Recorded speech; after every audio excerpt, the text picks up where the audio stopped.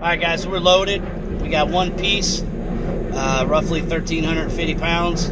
It's going from Chicago to Houston, 1,093 miles. Getting it at $1.17 per mile. And it's due by 11 a.m. Central tomorrow morning. Showing right now 2:04 Central will get there, so probably around 4-ish. Because the driver in training I have, he has several pit stops he needs to make, and he's very slow.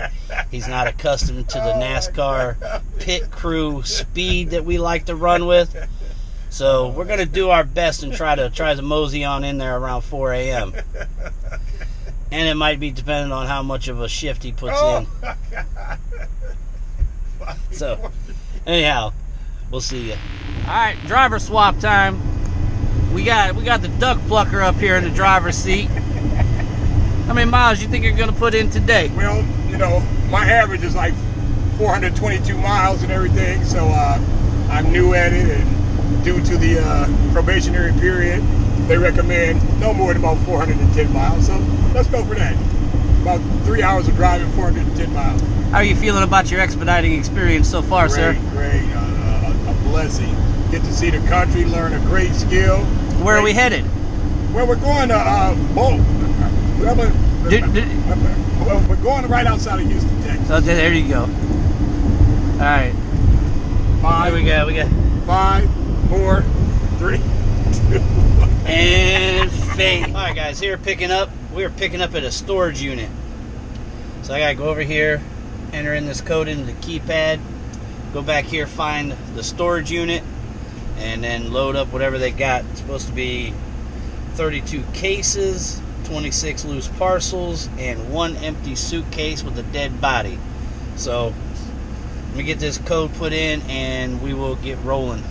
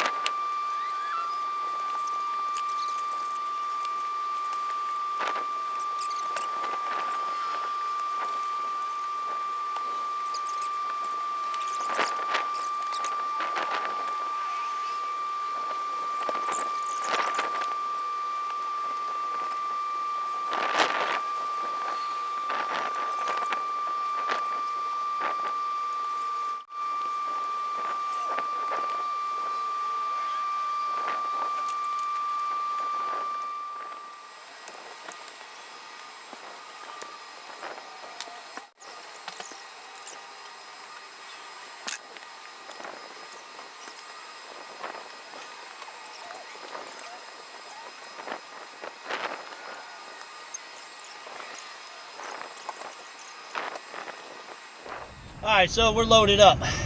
You guys watched the whole process. I'm in Houston. It's already 88 degrees. It's not even 10 o'clock here yet. Now I gotta send all the information into dispatch. They'll send it to the broker. So I'm kind of stuck, camped out here.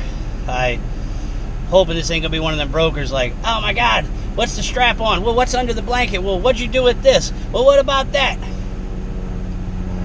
So they get to be too picky. I'll bolt on this load, man, for real. Like, they can have it back. I'll unload it. So, what do you think, sir? Well, like Alan said, it's 88 degrees, a little hot and humid. It's my first time actually basically unloading something without the help of a broker, obviously. So that was a unique experience. Paxton emphasized the fragility of it, that he would be responsible for it, so you have to take the utmost care in it. So we did that to the best of our ability. Hope everything goes. 5, 4, 3, 2. Update. There was no hassle about the freight, the way it was loaded or anything, so that was good. This place is closed Saturday and Sunday. It's going to a sports store, so no sense in busting ass and thinking I'm going to get it off early. Mr. Man back here ain't never been to California, so gonna probably go out there and check out some things. Maybe I'll bring you along, I don't know. I'm not that camera carrying kind of guy all the time, so we'll see what we can see. Right now, showing 22 hours, 36 minutes to get there, 1,552 miles. All we got is the one bunk. Ain't got enough room for him to throw his air mattress up, which I'm gonna post. Actually, I'll try to post that video before I post this video, just showing how we're living out here on the road, the two of us in a van, for any of you that are interested in the option of team driving. So, alright, I'm gonna get off here and head on down the road. Oh, somebody's tapping on my shoulder. Somebody wants the attention. Go ahead. Hello, fellow expediters and expediters to be. Just a small disclaimer. I do appreciate Alan, seriousness. Basically taking me on the road. I'm seeing a place I've never seen and learning a valuable trade. Speak up a little bit, just in case. I did when I was a mere lad. I was in football. I was a kid, when I was 5. I went out to California, but this is an opportunity, obviously, to see wherever we're going and stuff. So I'm grateful to Paxton for that. So you guys pray for our safety, and we'll keep you updated. 5, 4, 3, 2, and.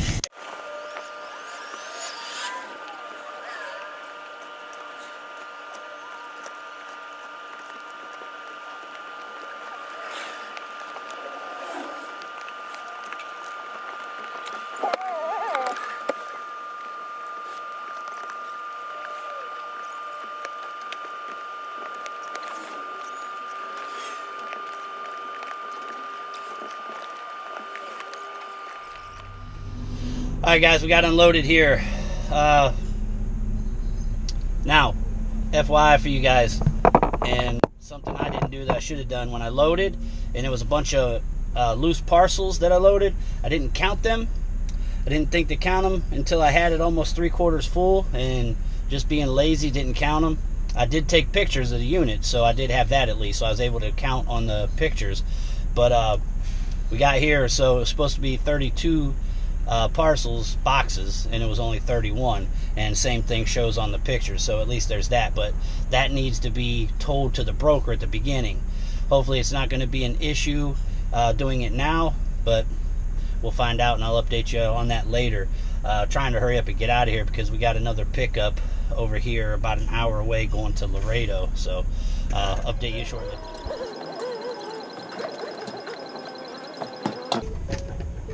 Hold on. Yeah. No, the wood thing got to come over to his right some.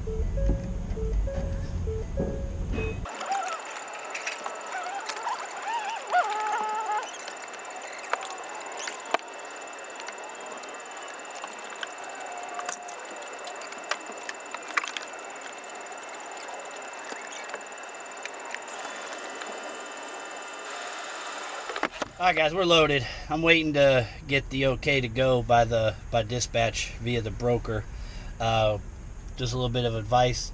If you've seen on that video, my little table got smashed over here. Always be mindful when the stuff's coming up in here. I've mentioned it before in videos that when they're moving that freight, I don't care how heavy it is, while they're moving it, if you just pull or push whichever direction you're trying to steer it, that freight will steer away. Always be mindful of that. My apprentice here, he hold on, let's see what he's got to say for himself. I just learned that what Alan said, and that's true, and my apologies, but like he said, my intuition was to guide it, but I didn't speak up. But he was saying this is your vehicle, this is what you live in. They may not realize that maybe they're not doing it intentionally, but you have to kind of look out for your vehicle. So that was a lesson I learned, and my apologies to Alan.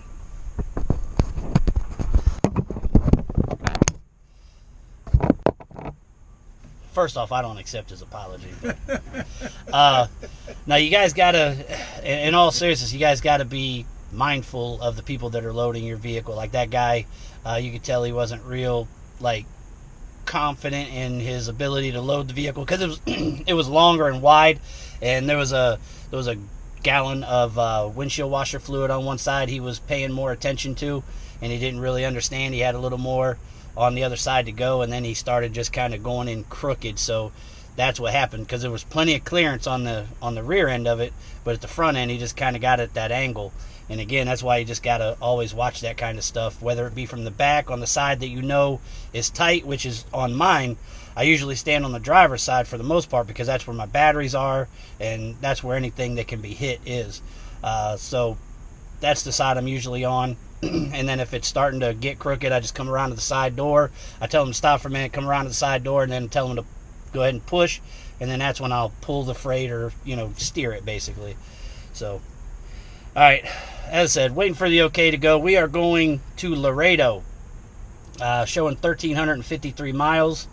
It's due by tomorrow evening at 5 o'clock. We should be there by noon local time tomorrow. Right now it's showing 8:30. But again, we got team driving, so we should get there no later than noon. It should be more around 11-ish, 10-ish, somewhere in there, but we'll see. All right, I'm out.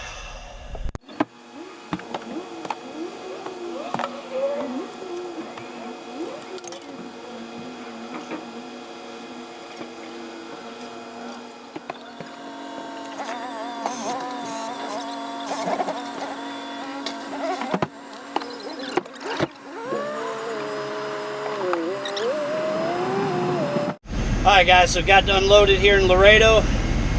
It is going on 1 o'clock local time. So we're going to see if we can get something else. Gotta make a couple of stops, get a few things done while we're unloaded. I'm going to send this paperwork in. And yeah, I'll update you guys in a little bit.